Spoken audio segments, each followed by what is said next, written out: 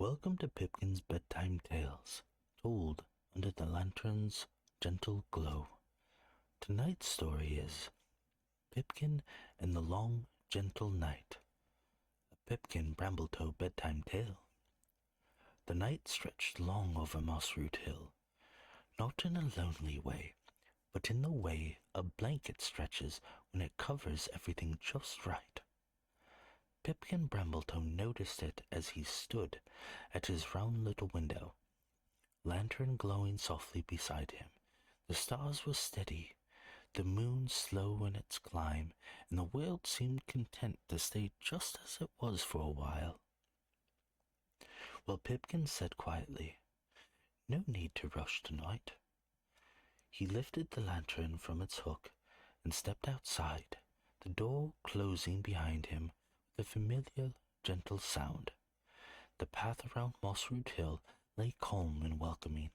Crickets sang their patent songs. The breeze moved slowly, carrying the scent of moss and earth and something warm beneath it all. Pipkin walked without any particular destination in mind. The lantern lit the way, but only just enough to be comforting, not enough to hurry the dock away. That was when Pipkin felt it. A sense of length, not distance but time unfolding softly. Near the old stone bench, Pipkin stopped.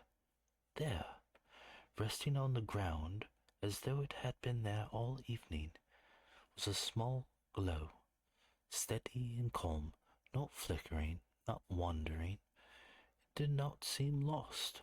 It seemed settled. Pipkin sat beside it. "Well, hello," he murmured. "You're taking your time." The glow pulsed slowly, warmly, like a heart at rest. Pipkin held the lantern close, its light joining the glow until the space around them felt held, not bright or dim, just right. "Some nights," Pipkin said gently, "are meant to be long." The lantern flickered once, in agreement.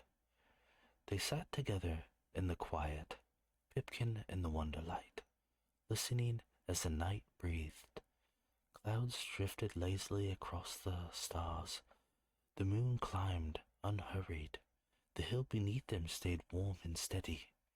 When the glow finally lifted, it did so without urgency, stretching like a cat before sleep, and sank slowly into the earth beside the bench, leaving behind a feeling of deep calm, as though the night itself had settled in. The lantern shone steady and whole. Pipkin stood and tipped his hat to the place where the glow had rested. "Good night," he said softly. He walked home beneath the wide sky, lantern swinging gently at his side.